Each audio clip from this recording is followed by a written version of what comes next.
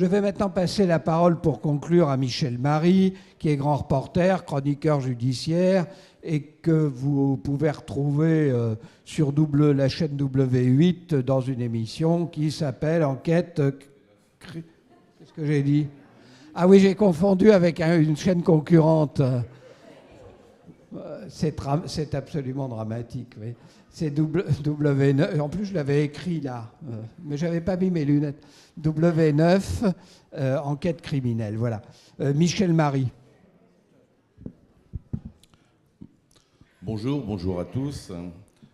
Je prends la parole en dernier. C'est vrai que c'est toujours difficile devant un public, à la place d'un juge, de s'exprimer en qualité de journaliste. Surtout après les brillantes interventions que nous venons d'entendre.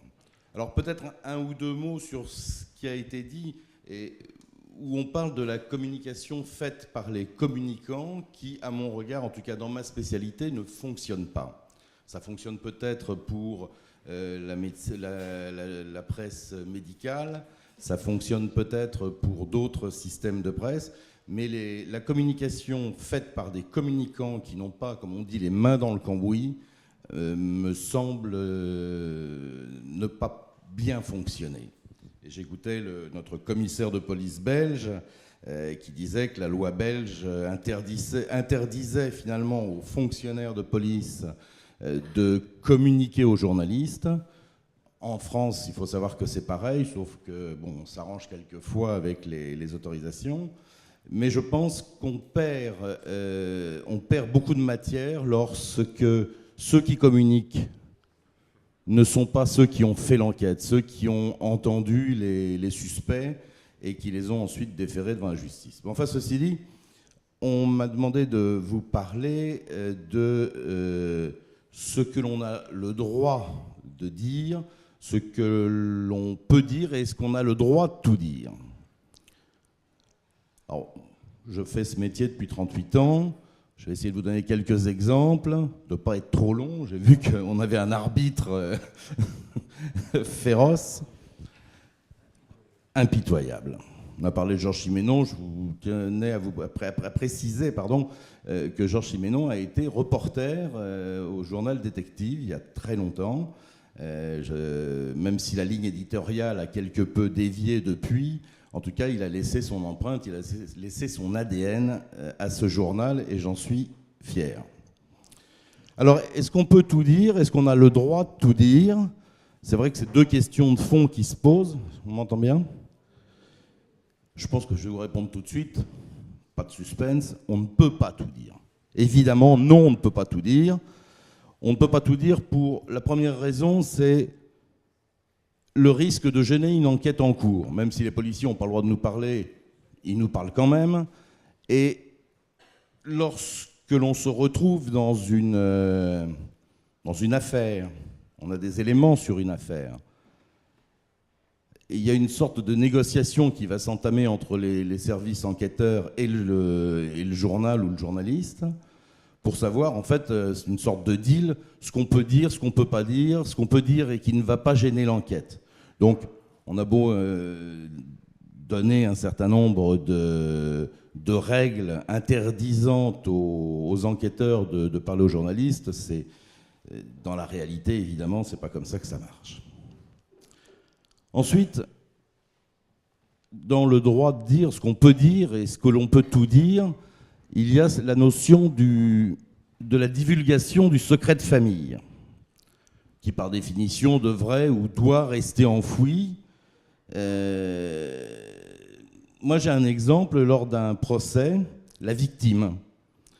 Enfin en tout cas un membre de la famille de la victime avait une particularité personnelle, elle était transsexuelle. Dans le dossier, elle s'appelait Claire et dans la réalité, elle s'appelait Eric. Cet homme avait pignon sur rue et il était commerçant et il se trouvait dans ce tribunal comme partie civile, il n'avait rien demandé. Et le fait peut-être de divulguer cette particularité, alors au-delà du sensationnel, c'est vrai que ça aurait pu faire quelques lignes intéressantes dans mon journal, mais je n'ai pas bien vu l'intérêt de de le salir plus avant. En fait, il était déjà dans une situation extrêmement compliquée. Et je crois que si je l'avais fait, j'aurais pas gagné grand-chose. Donc, et surtout, je pense que ça aurait été aussi une double peine, une forme de double peine. C'est-à-dire qu'il était victime déjà d'un criminel, parce qu'on lui avait tué un de ses proches. Et en plus, on aurait ruiné sa vie privée. Donc je pense qu'il faut penser au respect, à la dignité et surtout aux conséquences. Sauf à ce que la divulgation d'un événement soit incontournable pour plein de raisons. Je pense qu'il faut vraiment faire très attention à ce qu'on dit, ce qu'on doit dire, faire le tri. Et puis ça, c'est quelque chose qu'on doit faire. C'est un arbitrage personnel parce qu'à partir du moment où l'info arrive au stade supérieur, c'est-à-dire que lorsqu'elle tombe sur le bureau d'un rédacteur en chef, les choses se compliquent forcément puisqu'on n'est plus les seuls à gérer la situation. Donc je pense qu'il faut vraiment censurer en amont si on veut conserver la maîtrise de ce qu'on peut dire et de ce qu'on ne peut pas dire. Il y a une affaire où, dans Paris, en région parisienne, 3 femmes sont victimes d'un viol.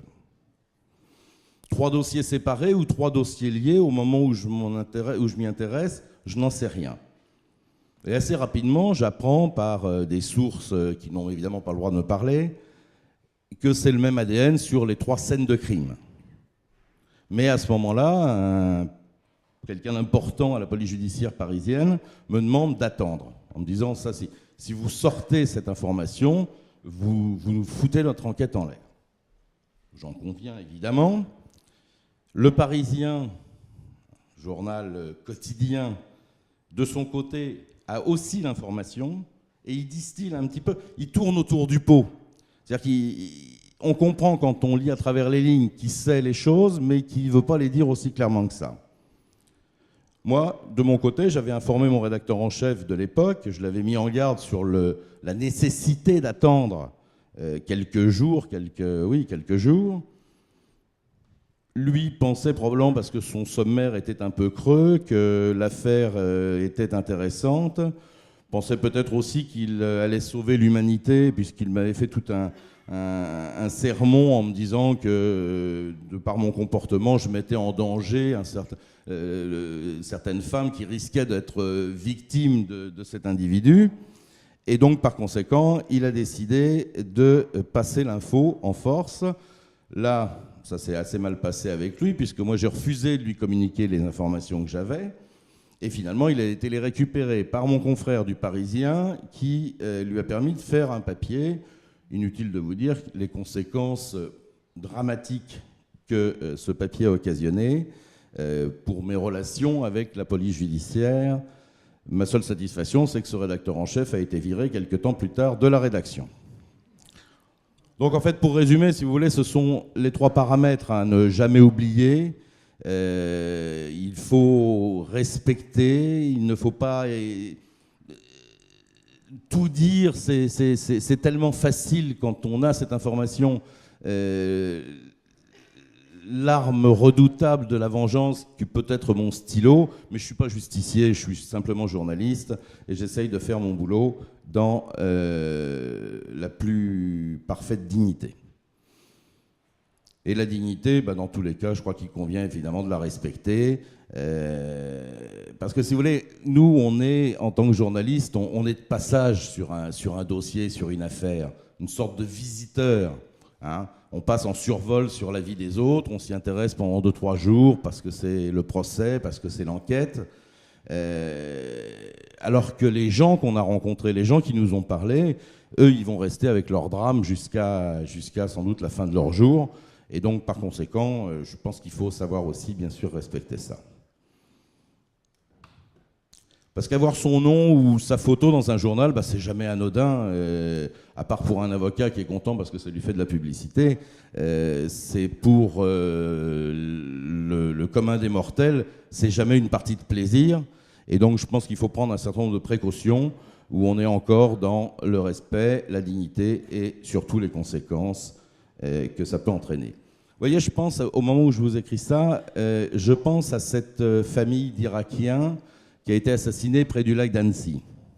Après des mois d'enquête, les gendarmes ont interpellé un suspect et une chaîne de télévision d'infos continues se lâche un peu rapidement en montrant des images de la maison du suspect, en indiquant une multitude d'éléments, son métier, le lieu où il travaille.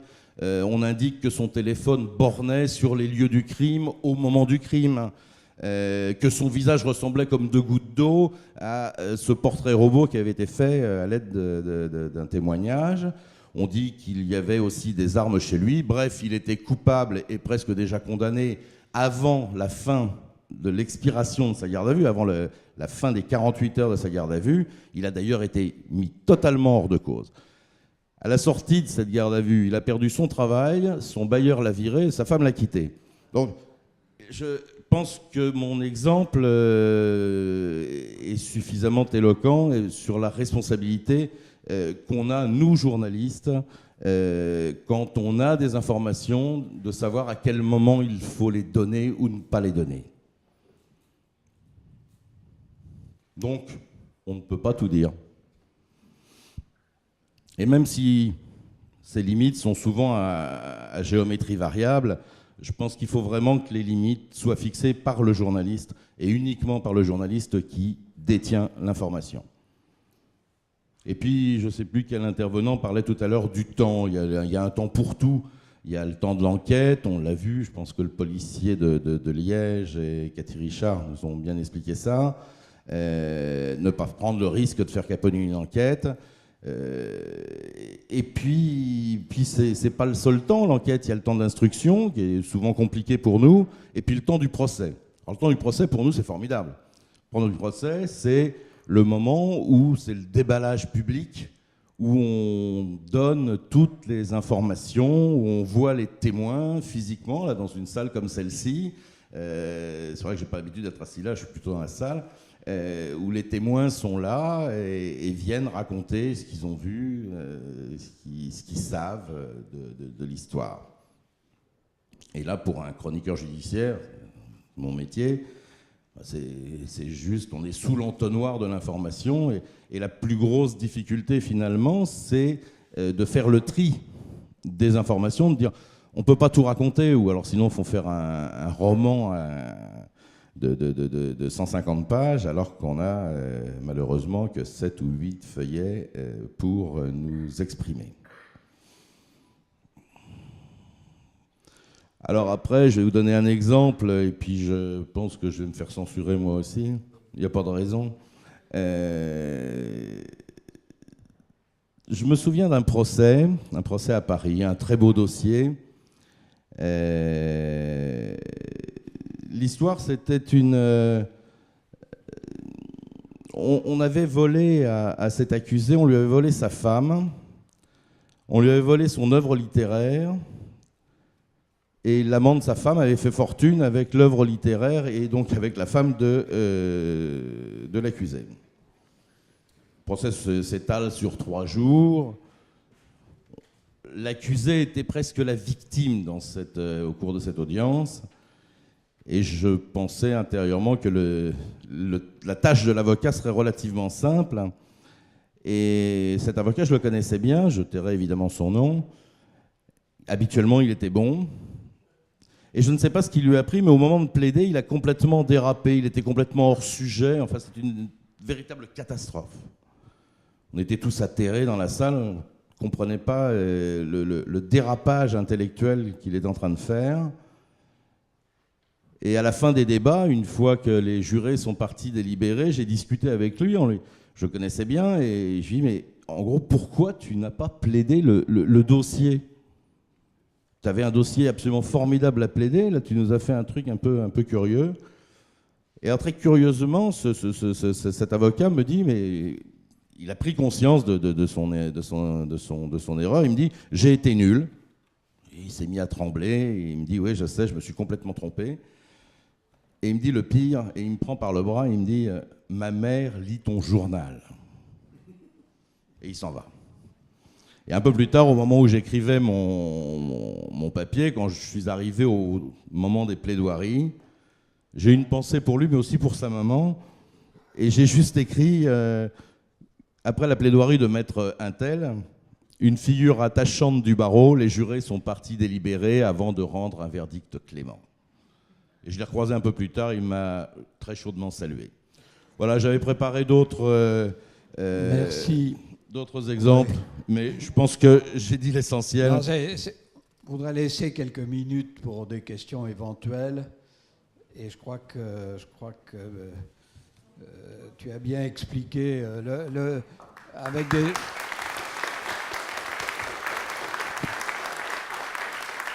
avec des exemples concrets, le dilemme qui est posé alors aux chroniqueurs judiciaires.